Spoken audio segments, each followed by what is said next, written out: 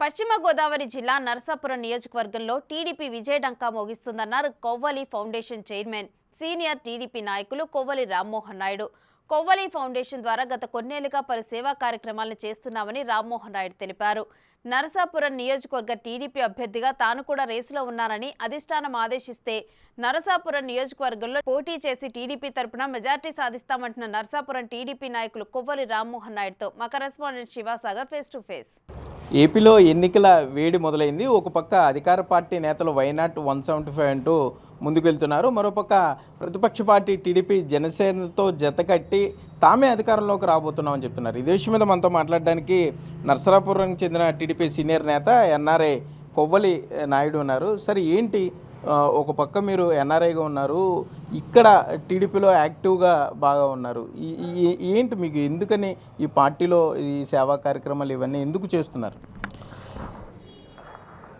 ఈ సేవ ఇప్పుడు రాజకీయాల్లోకి వచ్చిన తర్వాత చేస్తుంది కదండి. నా అనుబంధం నా చిన్నప్పటి నుంచి కూడా ఇక్కడ నరసాపురం మా స్వస్థలం. నరసాపురం నుంచి మా అనుబంధం చాలా బలమైంది. నా కుటుంబంతో నరసాపురం కష్టం గురించి తెలిసినోడు కాబట్టి ప్రజల కష్టాల్లో పాలు పంచుకుంటే ప్రజలకి ఎంతో చేరువవుతామని, ప్రజలకి ఒక అండదండ ఉంటుందని కొవ్వలి ఫౌండేషన్ స్టార్ట్ చేసాం. అలాగే ఎన్ఆర్ఐ కింద ఉండడం అనేది నా వ్యాపారం అండి. ఇక్కడ సేవ చేయడం అన్నది నా ఆశయం.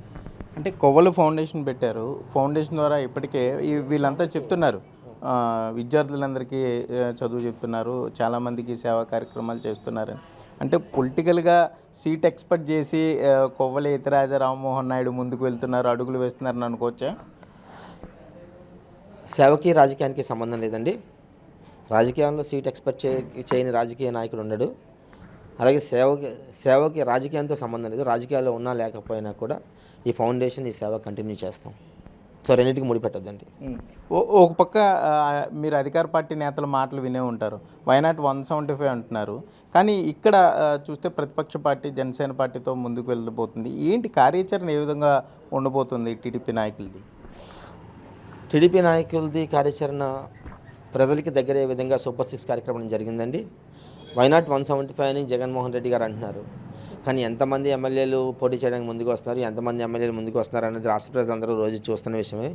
వైనాట్ 75 అయితే ఇంతమంది ఎమ్మెల్యేలు మార్చడం ఎందుకు? జగన్ గారిని చూసే ఓటేసే ప్రజలైతే ఎవరి నుంచి ఉంటే ఏంటి? సో వైనాట్ 175 కాదండి, వైనాట్ 75 కూడా అవ్వదు. ప్రభుత్వం మీద తీవ్ర వ్యతిరేకత ఉంది. ప్రజలకి అరాకొర సంక్షేమం తర్వాత తప్ప అభివృద్ధి అనేది లేదని ఆంధ్రప్రదేశ్లో ప్రతి పౌరుడికి క్లియర్గా అర్థమైంది. 5 ఏళ్ల క్రితం ఎంతో ఆశతోటి ఒక ఛాన్స్ అని జగన్మోహన్ రెడ్డి గారికి చాలా ఆశతోటి ఇక్కడ అవకాశం ఇచ్చారు. కానీ ఆయన ప్రజల ఆశలన్నీ అడియాసలు చేసి కేవలం తన వ్యాపారాన్ని పెంచుకోవడానికో ఓట్ బ్యాంక్ క్రియేట్ చేసుకోవడానికో ఈ 5 ఏళ్ళు ఉపయోగించారు తప్ప నిజంగా అభివృద్ధి ఫలాలు అందించాలని కానీ, ఆంధ్రప్రదేశ్ని అభివృద్ధిలో నడిపించాలని కానీ, ఇక్కడ ప్రజలందరూ బాగుండాలని కానీ ఆకాంక్షించలేదు. కానీ తెలుగుదేశం పార్టీ ఎప్పుడూ కూడా హైదరాబాద్ని ఎట్లా డెవలప్ చేశారు, రాష్ట్రాన్ని ఎట్లా డెవలప్ చేశారు, సంక్షేమ పథకాలతో పాటు అభివృద్ధి కూడా 2 కళ్ళని నమ్మే సిద్ధాంతం చంద్రబాబు నాయుడు గారిది. అభివృద్ధి లేకుండా సంక్షేమం కుదరదు. లాంగ్ టర్మ్లో చాలా ఇబ్బందులు ఉంటాయి. అవన్నీ తెలిసిన విజనరీ లీడర్ చంద్రబాబు నాయుడు గారి నాయకత్వం మరొకసారి రాష్ట్ర ప్రజలకు అవసరమని ప్రజలు దానికి తగ్గట్టుగానే ప్రజల అభిష్టానికి అనుగుణంగానే జనసేన పార్టీ అధ్యక్షులు పవన్ కళ్యాణ్ గారు కూడా ఒక వివేకవంతమైన చర్య తెలుగుదేశం పార్టీతో కలిసి ముందుకెళ్తే, ఈ ప్రభుత్వాన్ని ముందు దింపితే తర్వాత ఎవరి రాజకీయ ఆకాంక్షలు వాళ్ళకు ఉండొచ్చండి. కానీ ఫస్ట్ ఈ రాష్ట్రానికి పట్టిన ఈ వైసీపీ అనే భూతాన్ని వదిలించడమే ప్రతిపక్ష పార్టీలుగా తెలుగుదేశం పార్టీ, జనసేన ప్రజల ఆకాంక్షలు నెరవేర్చే విధంగా పనిచేస్తాయని, ఉమ్మడి ప్రభుత్వాన్ని ఏర్పాటు చేస్తారని, తద్వారా మళ్ళా ప్రజలు అందరికీ కూడా అభివృద్ధి పదంలో తీసుకెళ్తారని అనుకుంటున్నాం. ఈ 5 ఏళ్లలో అధికార పార్టీ వచ్చిన తర్వాత నరసాపురం నియోజకవర్గ అభివృద్ధి ఏ విధంగా జరిగింది అనుకుంటున్నారు? నరసాపురంలో అభివృద్ధి జరిగింది అసలు? జరిగిందని ప్రసాదరాజు గారు అంటారండి, కానీ ఎక్కడ జరిగిందని చూపించమంటే మాత్రం చూపించరు. సో ఇదేదో మీకు ఎలా ఉంటుందంటే బందర్ మిఠాయిలో బందర్లో ఉంటుంది. ఇక్కడ ఆయన ఎప్పుడూ కూడా సో బందర్ మిఠాయిలో కూడా బందర్ ఉండదండి, నేతి మిఠాయిలో కూడా నెయ్యి కనపడదు. అట్లానే ఇక్కడ అభివృద్ధిలో ప్రసాదరాజు గారు చెప్పే అభివృద్ధి ఎవరికి కనిపిస్తుంది? ఆయనకి అంత అభివృద్ధి చేశానని చెప్తున్నారు కదా. చేసినప్పుడు ఏముందండి, ఒక వైట్ పేపర్ రిలీజ్ చేసి నేను 5 ఏళ్ళలో ఈ పని చేశానని ప్రజలకు ధైర్యంగా చెప్పొచ్చు కదా. చేశాను అన్నప్పుడు చెప్పుకోవడం తప్పే ఉంది. ఓకే, హార్బర్ పట్టుకొచ్చారని చెప్పొచ్చు, మెడికల్ కాలేజీ ఏర్పాటు చేశారని చెప్పొచ్చు, ఆక్వా యూనివర్సిటీ స్టార్ట్ చేశారని చెప్పొచ్చు, జిల్లా కేంద్రం ప్రకటించారని చెప్పొచ్చు, ఇక్కడ ప్రజలకి బడుగు బలహీన వర్గాలకి 50 ఎకరాలు ఇల్లు ఇచ్చారని చెప్పొచ్చు. ఇవన్నీ చేస్తే చెప్పొచ్చు అండి. చేసాడా ఆయన? చెప్పమానండి.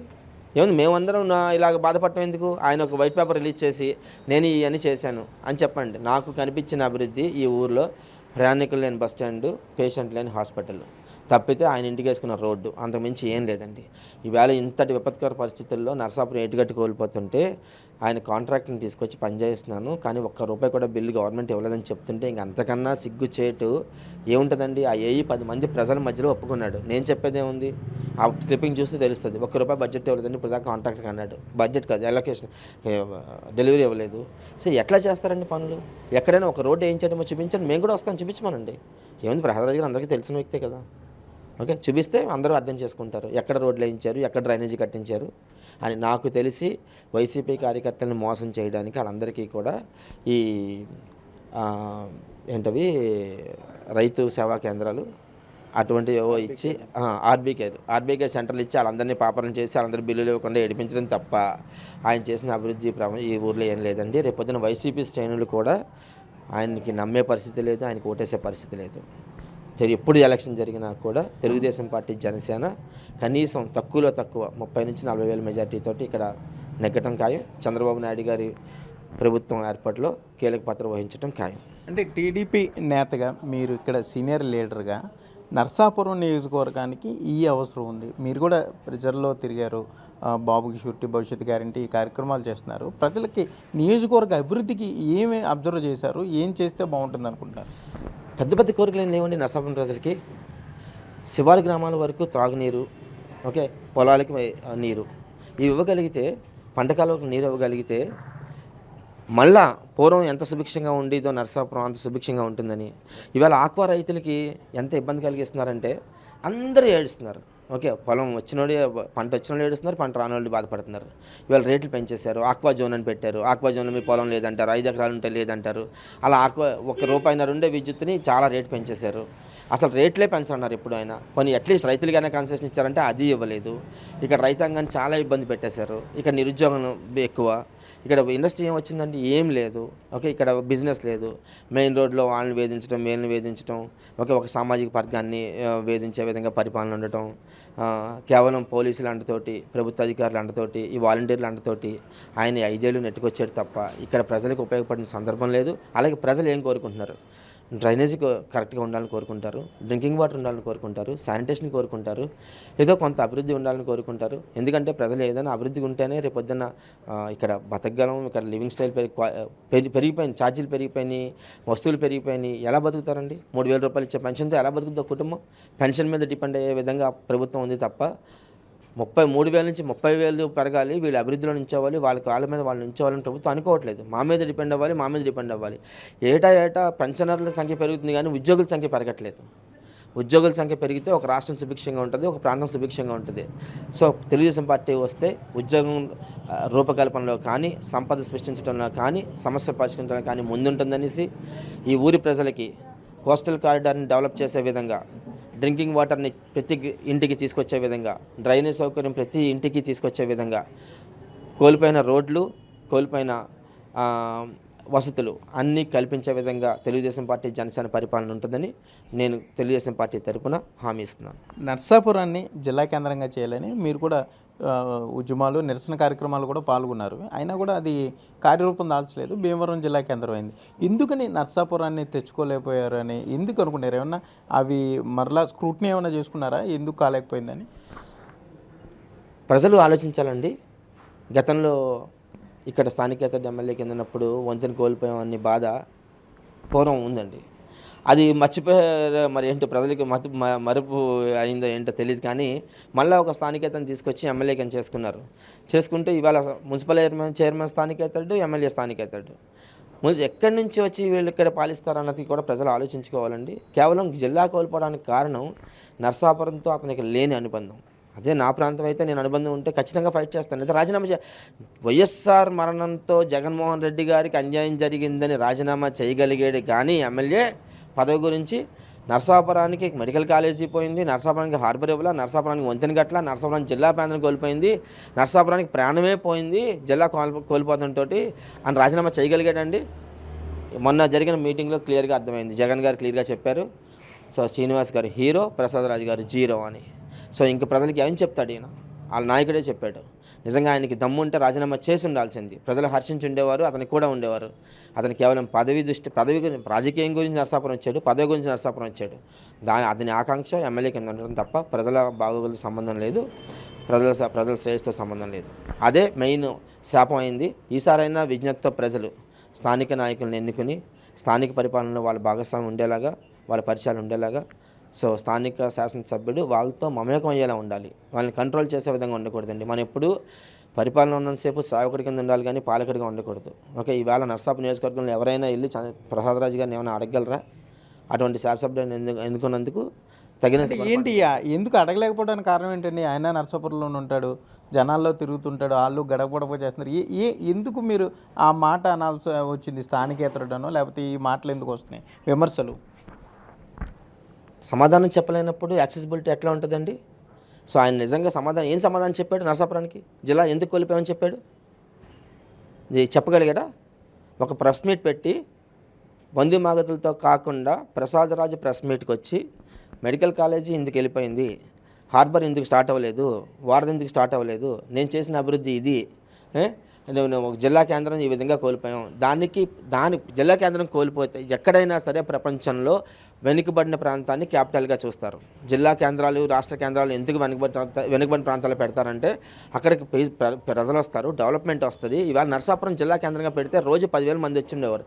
ఎంత అభివృద్ధి జరిగి ఉండేదో, ఎన్ని ఇళ్ళకి రెంట్ వచ్చాయి, ఎంత బిజినెస్ జరిగి ఉండేది. నరసాపురానికి మళ్ళీ ఎంత కళ వచ్చేది ఉండేదండి. ఇతను చేసిన ఒక మూర్ఖ పని, ఇతని అత్యాస, ఒక విప్పు సాధించగలిగాడు కానీ ఇక్కడ జిల్లా కేంద్రం సాధించలేకపోయాడు. నరసాపురానికి ప్రాణం కోల్పోవడంలో ప్రధాన పాత్ర ప్రసాదరాజు. నేను ఖచ్చితంగా ఈ చర్యను నేను వ్యతిరేకిస్తున్నాను, ఈ చర్యని ఖండిస్తున్నాను. నేను ప్రజలకు ఒకటే విజ్ఞప్తి చేస్తున్నాను, ఈసారి అటువంటి తప్పు చేయకండి. స్థానిక సంస్థలు, శాసనసభ్యులు లోకల్గా ఉండాలి. లోకల్ పీపులే ఉండాలి. టీడీపీ జనసేన పొత్తులు వెళ్తున్నాయి. ఇక్కడ నరసాపురం చూసుకుంటే గత ఎన్నికల్లో జనసేన పార్టీ 2వ స్థానంలో ఉంది. ఇప్పుడు టీడీపీ మూడో స్థానానికి పరిమితమైంది. ఇప్పుడు తాజాగా 2 పొత్తులు ముందుకు వెళ్తున్న నేపథ్యంలో ఏంటి అసలు నరసాపురం టికెట్ ఎవరిది? ఏ పార్టీకి టికెట్ ఇస్తారనేది తెలుగుదేశం పార్టీ అధ్యక్షులు నారా చంద్రబాబు నాయుడు గారు, జనసేన అధ్యక్షులు పవన్ కళ్యాణ్ గారు డిసైడ్ చేస్తారండి. అభ్యర్థిత్వం కోరుకోవడం వరకు రాజకీయ నాయకుడిగా నేను తెలుగుదేశం పార్టీకి సేవ చేస్తాను, ప్రజలకు సేవ చేశాను. ఇక్కడ పార్టీతోటి, ఇక్కడ ప్రజలతోటి నా అనుబంధం ఉంది కాబట్టి నాకు ఒక ఎమ్మెల్యేగా చేసే అవకాశం వస్తే ప్రజలతోటి ఇంకొంచెం ముందుకు తీసుకెళ్ళగలిగిన అభివృద్ధితోటి అని నమ్మకం ఉంది కాబట్టి నా ఆకాంక్షతోటి నేను రాజకీయాలకు రావడం జరిగింది. అలాగే తెలుగుదేశం పార్టీ కూడా నీకు అవకాశం ఇస్తామని చెప్పింది. సో పొత్తులో ఎటైనా జరగొచ్చేమో, బట్ నాకైతే పార్టీ మీద పూర్తి విశ్వాసం ఉందండి. ఈసారి నరసాపురం నుంచి తెలుగుదేశం అవకాశం వస్తుంది, ఇక్కడ ప్రజలకు సేవ చేసే భాగ్యం కలుగుతుందని. అలాగే జనసేన కూడా ఆశించవచ్చండి. వాళ్ళకి ఏం హామీ ఇచ్చారో వాళ్ళ నాయకులు చెప్పాలి. సో తెలుగుదేశం పార్టీ 3వ ప్లేస్ రావడానికి ఒక పార్టీ ఓడిపోతే, ఇప్పుడు 2014లో జనసేన మన వైఎస్ఆర్సీపీ ఓడిపోయింది. 2019లో మరి 151 సీట్లు ఎలా వచ్చినాయి అంటే ప్రజల ఆలోచనలు మారుతాయి. నాయకులు బట్టి ప్రజల ఆలోచనలు ప్రభుత్వ పాలన అనుగుణంగా లేనప్పుడు ప్రజలు నాయకుని మార్చాలనుకుంటారు. అదేవిధంగా ఈవేళ మనం చేసిన సేవ, మనం చేసిన అనుబంధం, మనతో ఉన్న అనుబంధం ఇక్కడ తెలుగుదేశం పార్టీకి మళ్ళీ ఆ స్థానం కల్పించాలని ప్రజలు కోరుకుంటున్నారు. నాకైతే ఎటువంటి తేడా కనిపించట్లేదు. ప్రజలు కంప్లీట్గా తెలుగుదేశం పార్టీ, జనసేనతో ఉన్నారు. తెలుగుదేశం పార్టీ నాకు అవకాశం ఇస్తుందని నేను విశ్వాసంతో ఉన్నాను. అంటే ఇక్కడ ఎక్స్ఎమ్మెల్యే ఉన్నారు, TDP ex-MLA Bandaru Madhav Naidu try చేస్తున్నారు, టీడీపీ ఇన్ఛార్జిగా పొత్తూరు రామరాజు ఉన్నారు. మరి వీళ్ళందరితో కోఆర్డినేట్ చేసుకుని ముందుకెళ్తున్నారా? వారి నిర్ణయం ఏ విధంగా ఉండబోతుంది? మీకు అభ్యర్థిత్వం ఒకవేళ టీడీపీ మ్యాండేట్ ఇస్తే?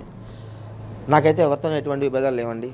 తెలుగుదేశం పార్టీ 2021 మున్సిపల్ ఎలక్షన్లో నాకు 2014లో తెలుగుదేశం పార్టీలో జాయిన్ అవ్వడం జరిగింది. అప్పుడు మా చెల్లి పసుపులేటి రత్నమాల చైర్మన్గా నిలబెట్టడం జరిగింది. పార్టీకి ఎంతో హెల్ప్ చేశాం. అలాగే 2021లో పార్టీ క్లిష్ట పరిస్థితిలో ఉంది, మీరు మళ్ళీ పార్టీలోకి రావాలని అడిగారు పార్టీ పెద్దలు. అప్పటి నుంచి పార్టీకి మా సహాయ సహకారాలు అయితే ఉండొచ్చు, ఆర్థికంగా మిగతా విషయాల్లో అన్నీ కూడా పార్టీని మళ్ళీ ఇక్కడ రీబర్త్ కల్పించాం. సో అందుకని పార్టీకి తెలుసండి ఎవరు అభ్యర్థులు ఉన్నారో ఎవరు అభ్యర్థులు కారో పార్టీ అధిష్టానం వర్గానికి కంప్లీట్ ఐడియా ఉంది. నాకైతే ఎవరితో అభ్యర్థాలు లేవు. నేను ఎవరికి ఇచ్చినా పని చేస్తాను, మిగతా వాళ్ళు కూడా నాకు ఇచ్చినా పని చేస్తారని పూర్తి విశ్వాసంతో ఉన్నాను. ఏంటి బాబుకి షూరిటీ భవిష్యత్తు గ్యారంటీ కానీ లేకపోతే ఈ బాదుడు కార్యక్రమాలకి నరసాపురం నియోజకవర్గంలో ప్రజల నుండి స్పందన వచ్చింది. వారి సమస్యలు ఏం చెప్తున్నారండి మెయిన్గా? వాళ్ళ స్పందనలో చాలా మంచి స్పందన వచ్చిందండి. బాబు షూరిటీ భవిష్యత్ గ్యారంటీ దాదాపు 60% కంప్లీట్ అయిందండి, బెంచ్ మార్క్ 70. సో మిగతా 5-10% కూడా కంప్లీట్ చేసే విధంగా తెలుగుదేశం పార్టీ కార్యకర్తలు, శ్రేణులు, నాయకులు అందరూ కూడా పనిచేస్తున్నారు. సో బాదుడి కార్యక్రమంలో కూడా పాల్గొనడం జరిగింది. వివిధ గ్రామాల్లో ప్రజలు ఏం చెప్తున్నారంటే ఇటువంటి ప్రభుత్వం ఎక్కడా చూడలేదు. ప్రజలు ఏం కోరుకుంటారండి? ఓకే, ధరలు తక్కువలో ఉండాలి, విద్యుత్ ఛార్జీలు పెంచడానికి 9 సార్లు పెంచారు. ఓకే, ఇక్కడ ఇన్కమ్ పెరగలేదు. ఓకే, ఎక్స్పెన్సెస్ పెరిగిపోయినాయి. సో ప్రజలందరూ కూడా తీవ్ర బాధలో ఉన్నారు. ఈ ప్రభుత్వం ఎప్పుడు పోతుందా అనే ఎవరిని అడిగినా కూడా నేను తెలుగుదేశం పార్టీకి తిరగటం మొదలుపెట్టిన తర్వాత ఇంత ప్రజా వ్యతిరేకత ఎప్పుడు చూడలేదండి. రాజకీయాలకు వచ్చిన తర్వాత ఇక ప్రజలందరూ కూడా ఈ ప్రభుత్వం ఎప్పుడు పోతుందా అన్న ఆలోచనలో ఉన్నారు. సో పెరిగిన ధరల కారణం అయితే ఉండొచ్చు, ప్రజాస్వామ్యం లేని పరిపాలన కారణం అయితే ఉండొచ్చు, ఇక్కడ పొంతం లేని పాలన కారణం అయితే ఉండొచ్చు. ఇక్కడ నాయకులకి ప్రజలకి సంబంధం లేదండి, వాలంటీర్లకి ప్రజలకి సంబంధం. ఓకే, మొత్తమే చూసుకుంటే నర్సాపురం నియోజకవర్గ టీడీపీ అభ్యర్థి రేసులో Kovvali foundation chairman TDP senior నేత కొవ్వలి ఎత్తిరాజ రామ్మోహన్ నాయుడు తాను కూడా రేసులో ఉన్నానని చెప్తున్నారు. ఇప్పటికే కొవ్వలి ఫౌండేషన్ ద్వారా నర్సాపురంలో ఎన్నో సామాజిక కార్యక్రమాలు చేపట్టాము.